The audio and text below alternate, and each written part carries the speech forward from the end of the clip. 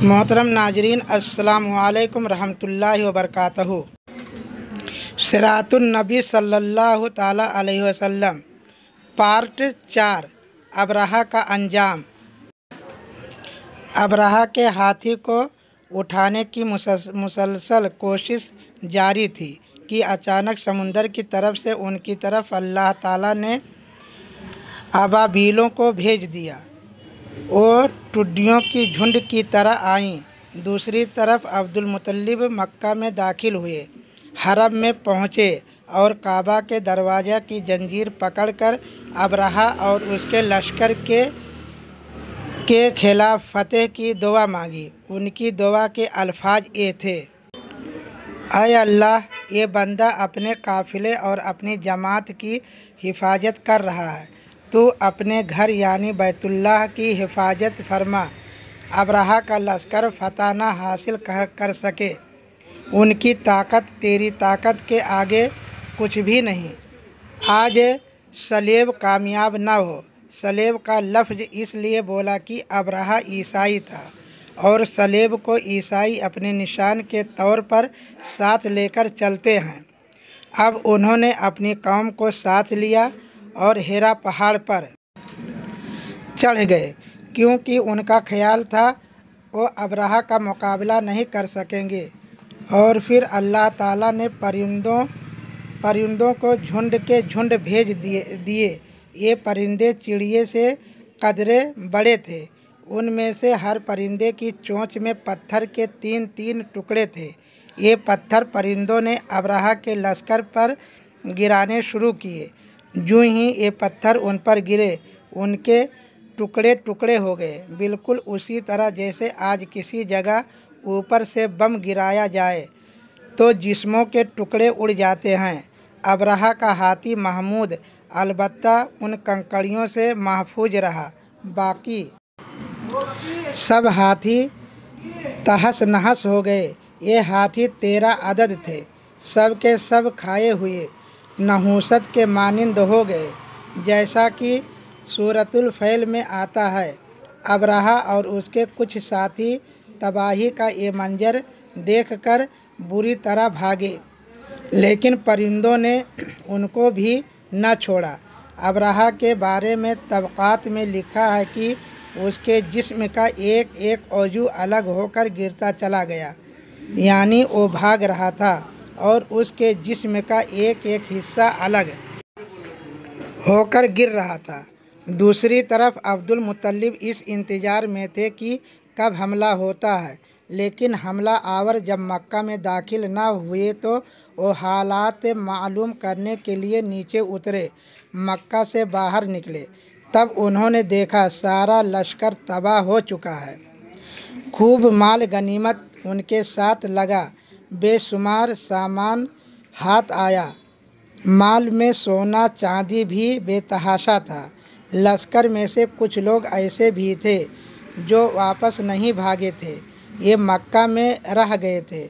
उनमें अबरहा के हाथी का महावत भी था, जो महमूद को आगे लाने में नाकाम रहा था।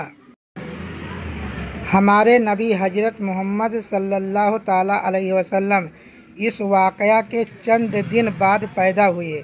आप जिस मकान में पैदा हुए वो सफ़ा पहाड़ी के करीब था।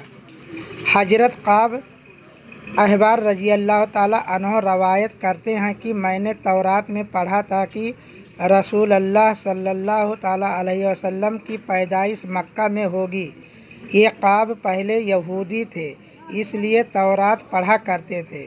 दुनिया में आते ही हुजूर अकरम सल्लल्लाहु ताला अलैहि वसल्लम रोए। हजरत अब्दुर्रहमान बिन औफ रहमतुल्लाह अलैह की वालदा कहती हैं कि जब हजरत आमिना के यहाँ विलादत हुई तो मैं वहाँ मौजूद थी। आप सल्लल्लाहु अलैहि वसल्लम मेरे हाथों में आए। ये गालिबन दाया थी, उनका नाम शफ़ा था।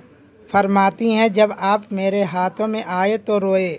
आपके दादा अब्दुल मुत्तलिब को आपकी वलादत की इत्तला दी गई। वह इस वक्त खाने काबा के तवाफ़ कर रहे थे।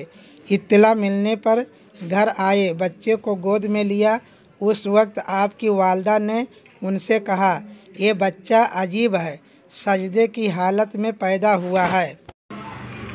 यानी पैदा होते ही उसने पहले सजदा किया, फिर सजदे से सर उठाकर उंगली आसमान की तरफ उठाई।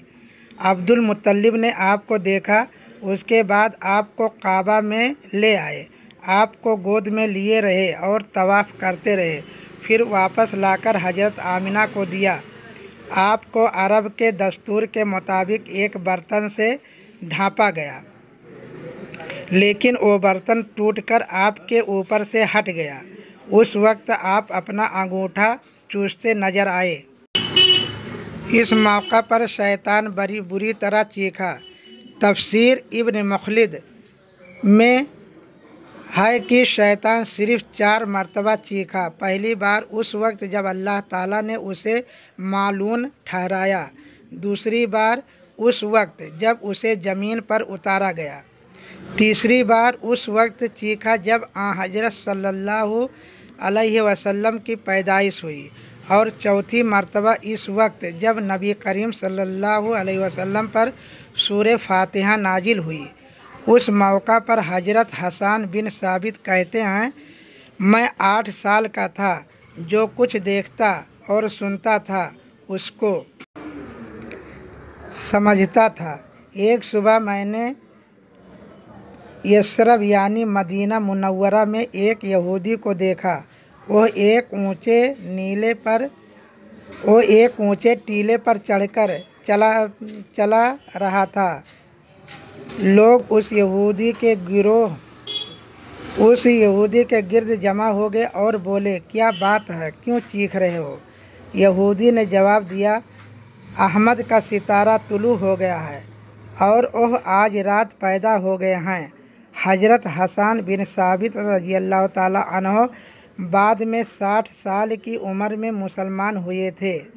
120 साल की उम्र में उन्होंने वफ़ात पाई।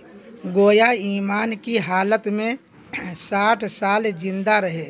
बहुत अच्छे शायर थे। नबी करीम सल्लल्लाहु अलैहि वसल्लम की अपने इशार में तारीफ़ किया करते थे और दुश्मनों की बुराई इशार में बयान करते थे। गज़वात के मौका पर अशार के ज़रिए मुसलमानों को जोश दिलाते थे। उसी बुनियाद पर उन्हें शायर रसूल का खिताब मिला था। हज़रत काब अहबार रज़ियल्लाहु ताला अन्हु फरमाते हैं कि मैंने तौरात में पढ़ा है कि अल्लाह ताला ने हज़रत मूसा अलैहिस्सलाम को हज़रत सल्लल्लाहु अलैहि वसल्लम की विलादत के वक्त की खबर दे दी थी, और हज़रत मूसा अलैहिस्सलाम ने अपनी कौम बनी इसराइल को उसकी इत्तला दी थी। इस सिलसिले में उन्होंने फरमाया था, तुम्हारे नज़दीक जो मशहूर चमकदार सितारा है, जब वो हरकत में आएगा तो वही वक्त रसूल अल्लाह सल्लल्लाहु अलैहि वसल्लम की पैदाइश का होगा। ये खबर बनी इसराइल के उलमा एक दूसरे को देते चले आए थे, और उस तरह बनी इसराइल को भी हज़रत की विलादत का वक्त यानी उसकी अलामत मालूम थी। हज़रत आयशा रज़ियल्लाहु ताला अन्हा से रवायत है कि एक यहूदी आलिम मक्का में रहता था।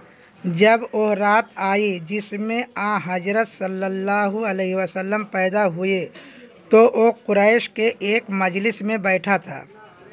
उसने कहा, क्या तुम्हारे यहाँ आज कोई बच्चा पैदा हुआ है? लोगों ने कहा, हमें तो मालूम नहीं।